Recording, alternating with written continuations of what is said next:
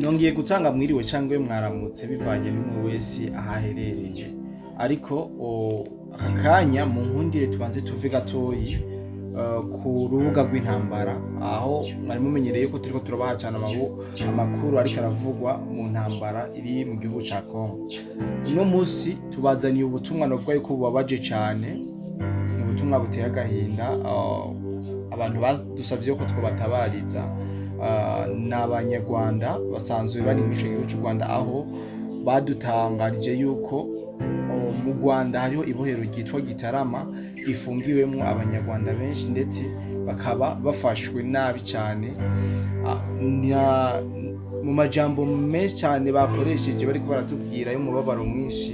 Iyi nkuru twari twanatinze kugira ngo tuyibashikirize, ariko baguma batubwira ati iyi nkuru nimutayidutabariza amaraso y'aba bantu azohama. Natwe turavuga ati reka tuyumvirize neza, tuyitoze neza, ndetse twahise dusanga hariho n'ikinyamakuru gikomeye mu gihugu ca Tanzania cyashoboye gutanga ubuhamya kw'ino nkuru. Turavuga ati reka natwe turakora ku bushakashatsi kugira ngo tuyibahe ino nkuru ari inkuru ikwiye kandi ari inkuru yizewe.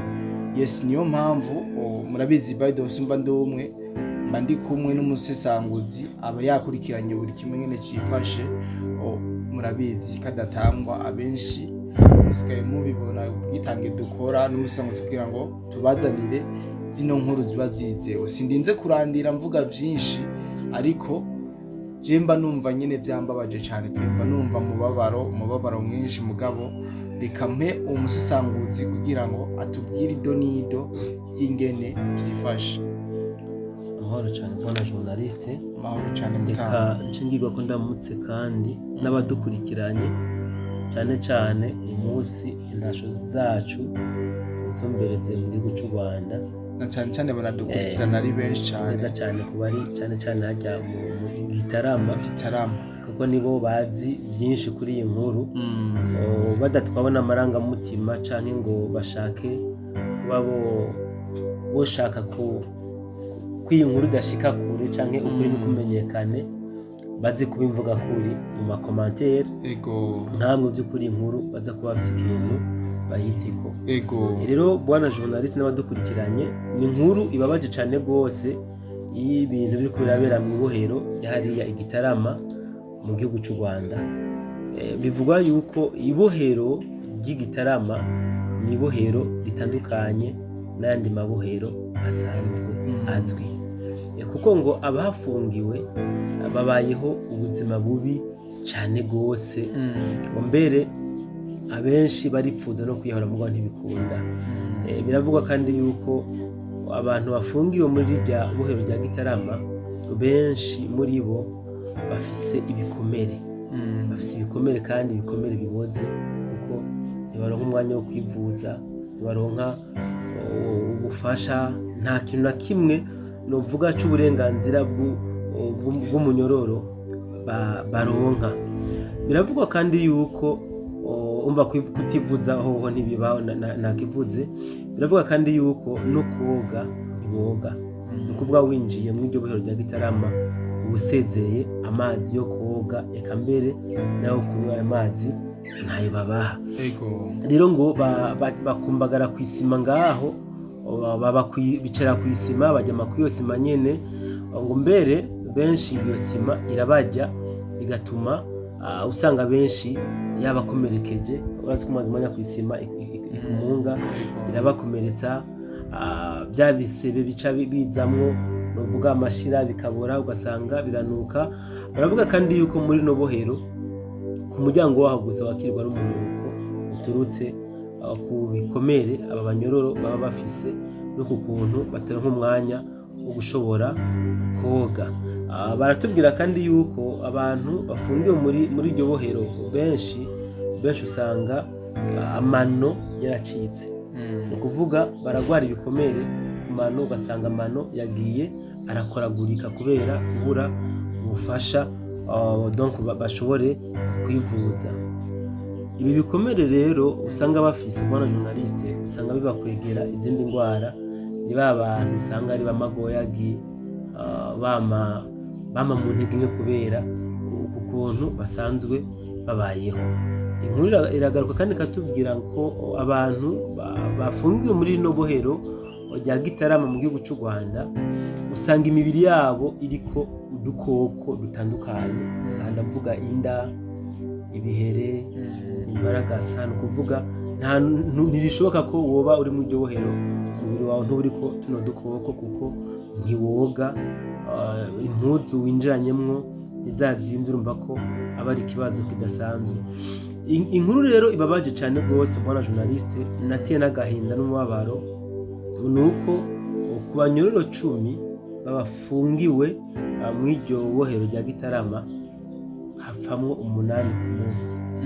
Ni ukuvuga nimba harimo abanyororo 10 barestime estimation, barimo abanyororo 10, 8 barapfa ku munsi. Voilà, 80% bapfa ku munsi ubishwe no kubura impemu, ni ukuvuga oxygene ni nkeya cyane. Hari abantu benshi cyane gose ku buryo guhema bigorana, bigaca bituma rero abanyororo 8 ku 10 bapfa buri munsi. Ikindi rero kibabaje bwana journaliste nuko ngo uwupfuye baca bamusubiriza ubundi mushasha, kuvuga nimba umunyororo apfuye basura ikiziga binjiza ubundi munyororo. Urumva yuko atana umwanya w'agahengwe namba baronka, ariko ngo akanya konyene baronka kugira ngo bashobore kuba bo sama akayaga ko hanze.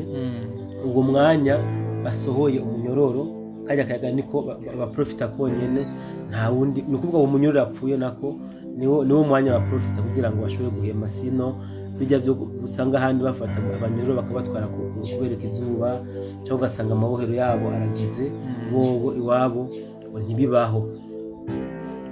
Bwana journaliste n'abadukurikiranye, iyi nkuru tuko turashikiriza na Wasafi TV yarakivuze ko mbere iyi nkuru iki tugiye kuvuga cyavuzwe na Wasafi TV, aho Wasafi yavuze ko hajya muri rya bohero rya Gitarama mu gihugu cy'u Rwanda birashika igihe umunyororo akica uwundi abitewe n'inzara kugira ngo amufungure.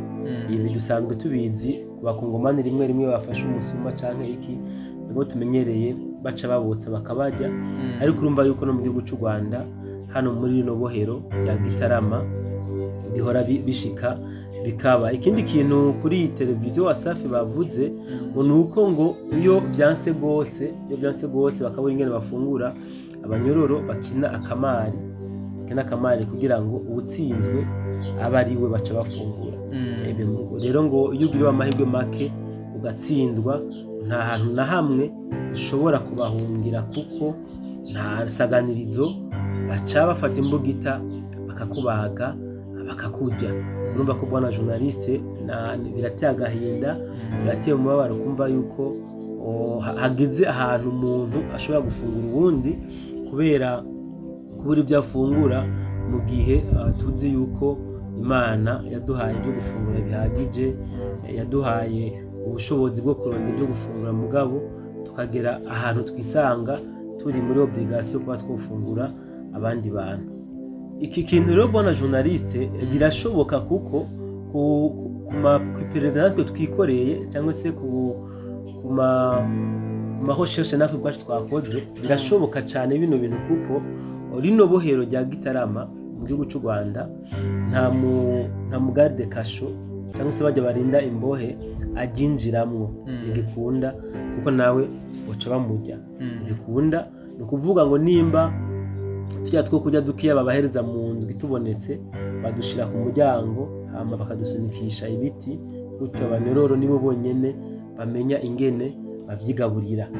Nimba rutwe tuzi babahaye nibo bonyene bamenya ingene badusangira, kuko nta muntu arinda ibohero cyangwa se abanyororo igera yinjira muri iryo bohero. Ikindi kintu bwana journaliste cyavuzwe na televiziyo Wasafi nuko ngo bano bantu bapfa bakaja kubahamba, ngo ntibashoboye kubafungura, abari babandi bapfuye barononeka, imibiri yabo yaramaze kononekara, baramaze kunuka kubera ibikomere baba bafise ku mubiri, abo ngo nibo badashobora gufungurwa.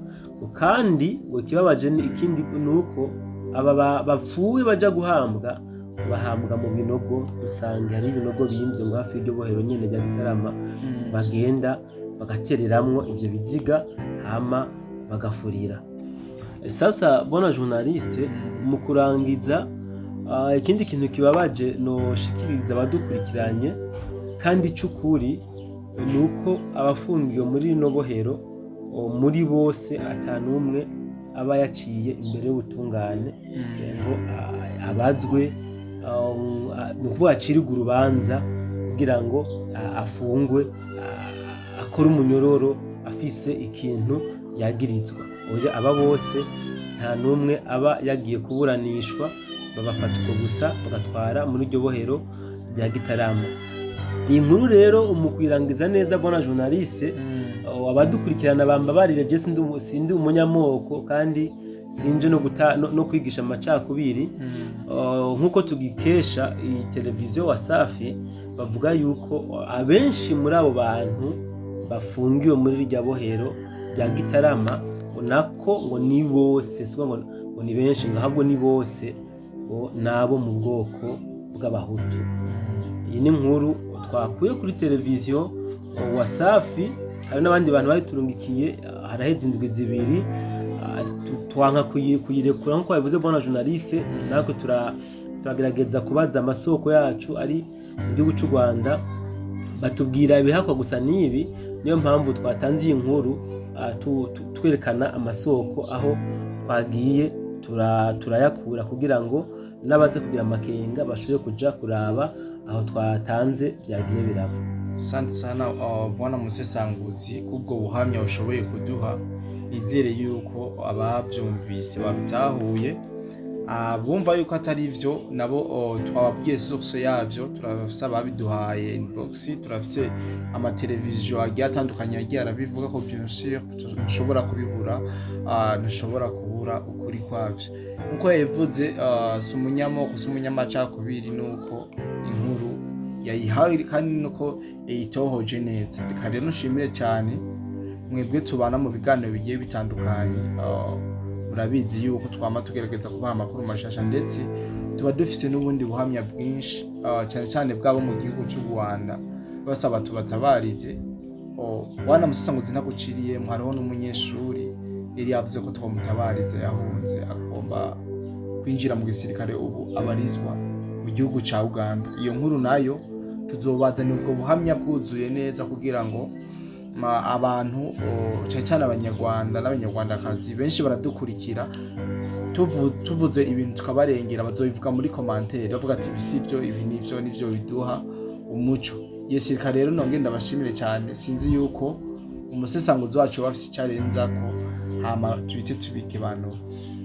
Bona journaliste, ku makuru avuga mu gihugu cy'u Rwanda ni menshi cyane, ni na menshi tudashikiriza kuko atavyemezo tuba tuyafitiye, ariko ayo dufitiye ibyemezo niyo dukunze kuba twokorerako. Reka cyo dusaba ahubwo n'ababari mu gihugu cy'u Rwanda baze badufasha gusesangura inkuru zimwe n'izindi, baduha umuco, baduha ibyemezo, ndetse baze baranaduha n'inkuru, kuko igihugu cy'u Rwanda kiri omenga kiri mu kabati, ibintu byaho ntabwo bisohoka, bivuga ko atabwigenge bafise bwo gushobora kuba abotanga inkuru cyangwa se bovuga ibintu ko babyumva. Reka rero ncangirwa ko nsezere abadukurikiranye muri kino kiganiro kitanejereje. Twizere yuko tuza kubana dukomeza kuganira nabo mu bindi biganiro bikurikira kabisa. Nuko amakuru ufise cyangwa bawushikiriza nimero tuba twazishitse ko ngaha nyene kuri screen, kugira ngo ntihagire umuntu avuga ati twamukumiriye, icyumviro cyawe turacumviriza, ndetse tukagitohoza nko umusesanguzi yayivuze, tukaraba yari mu kintu kari cyo, hama tukagira icyo dukozeko. Naye ndabasezeye, nizere yuko tuza gusubira guhurira mu bindi biganiro.